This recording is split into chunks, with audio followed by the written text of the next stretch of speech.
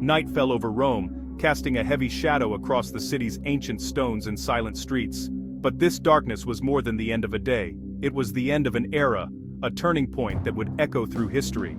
In his opulent golden house, Emperor Nero was utterly alone, abandoned by friends and guards alike, the vast halls echoing with emptiness.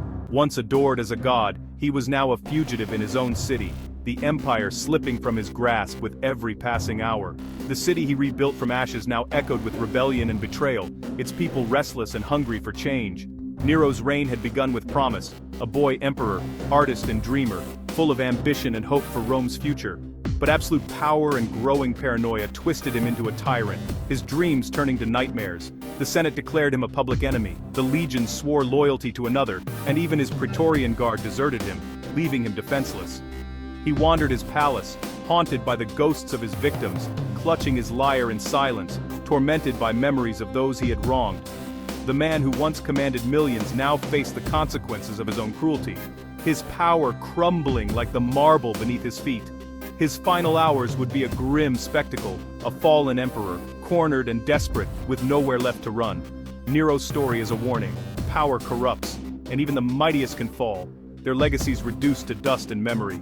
The flames of rebellion now licked at his door, the city ablaze with anger and vengeance. The end had come, not with glory, but with terror and isolation as the world he once ruled slipped away forever.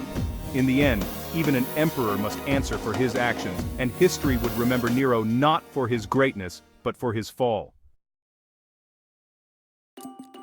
Nero's extraordinary rise to power was carefully engineered by his ambitious and cunning mother, Agrippina the Younger, who was determined to see her son on the throne of Rome, no matter the cost. To secure her ambitions, Agrippina married Emperor Claudius, weaving herself into the heart of imperial power. She then allegedly poisoned him, removing the final obstacle and clearing the way for her teenage son to ascend. Nero, who was far more interested in music, poetry, and the arts than the harsh realities of politics, suddenly found himself emperor at just 16 years old, a boy thrust into the world's most powerful position. In these early years, Agrippina ruled from the shadows, manipulating court politics, controlling key appointments, and making decisions on behalf of her inexperienced son. Early Roman coins even depicted mother and son side by side, a bold symbol of her dominance and the unusual power she wielded over the empire. But, as Nero grew older and more aware of his own authority, so did his resentment toward his mother's suffocating control. He began to seek guidance from new advisors, including the philosopher Seneca and the loyal Burrus, who encouraged him to step out of his mother's shadow and assert his independence as emperor. The palace soon became a battleground, and the stage was set for a deadly power struggle between mother and son, each unwilling to yield. Nero desperately wanted to be his own man, to rule Rome on his own terms, but Agrippina refused to let go of the power she had fought so hard to gain. Their escalating conflict would soon turn deadly, with the fate of Rome itself hanging in the balance as the city braced for chaos and uncertainty. The boy emperor was about to be transformed by tragedy and betrayal, forced to become a man, but at a terrible and irreversible cost. For in Rome, two suns cannot share the same sky, only one could survive. The seeds of tragedy and betrayal were sown deep within the palace's gilded halls, where ambition and fear walked hand in hand.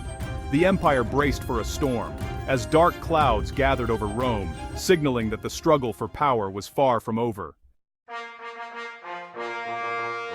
For 5 remarkable years, Rome flourished under the rule of Emperor Nero, largely due to the wise guidance of his trusted advisors, Seneca and Burrus, who stood by his side. These two men managed the empire's vast finances, reformed the complex tax system, and worked tirelessly to improve the legal structure, ensuring justice and stability for all Roman citizens.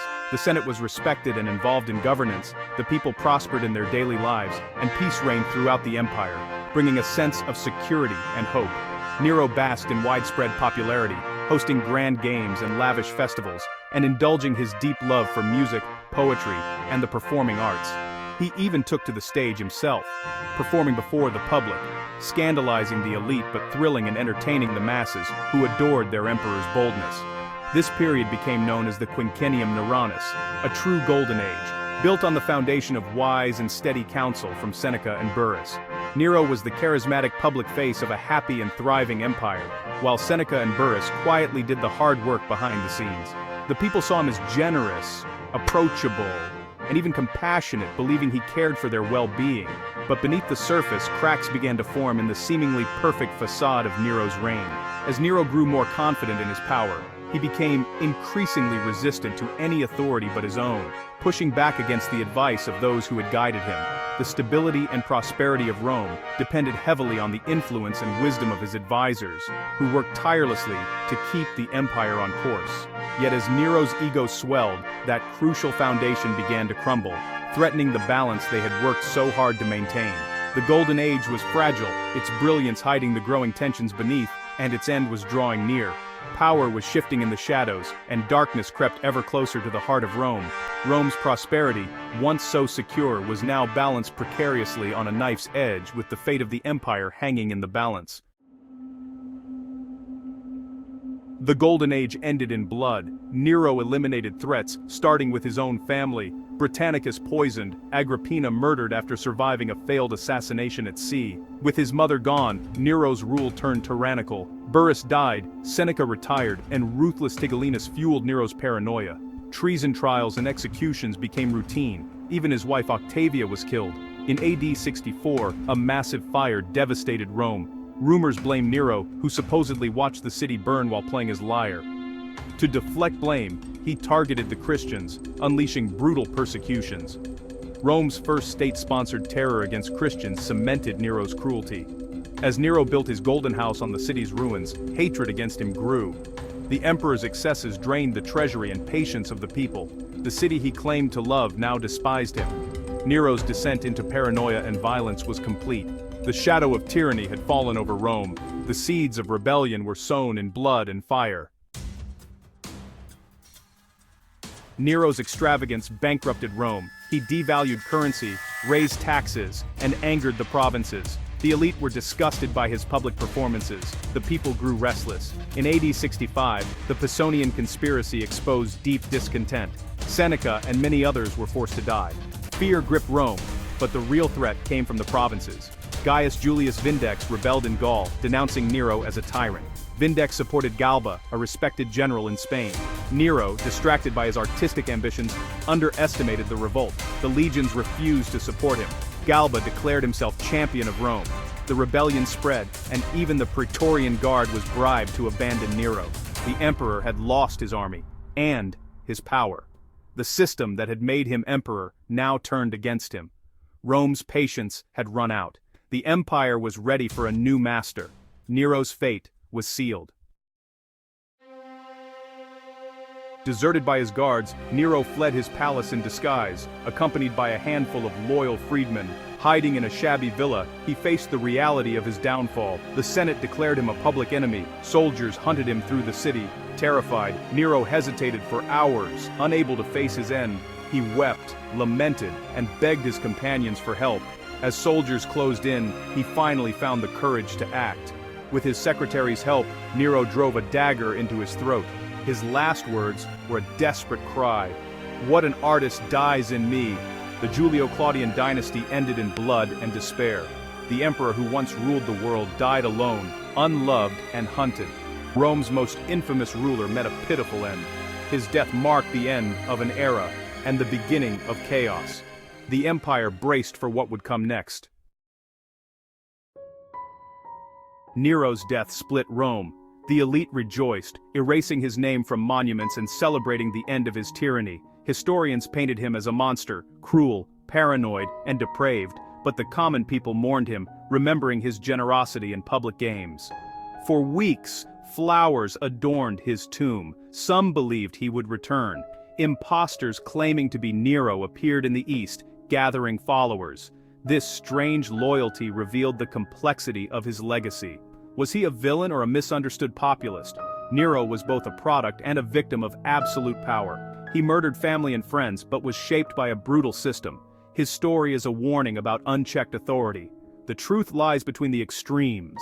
Neither pure monster, nor misunderstood artist. Nero's shadow lingered over Rome.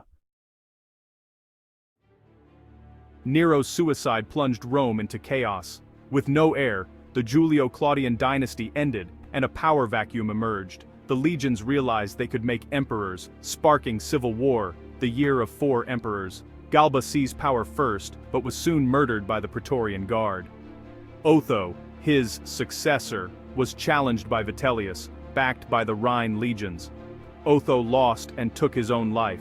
Vitellius ruled briefly, infamous for excess. In the east, Vespasian was proclaimed emperor by his legions. Vespasian's forces marched on Rome, defeated Vitellius, and restored order. The lesson was clear: the army's loyalty was everything. Hereditary succession was fragile. Ultimate power lay with the legions. Rome's future would be shaped by military might, not tradition. The Civil War revealed the dangers of unchecked ambition. Vespasian founded a new dynasty, but Nero's ghost haunted Rome. The empire would never be the same.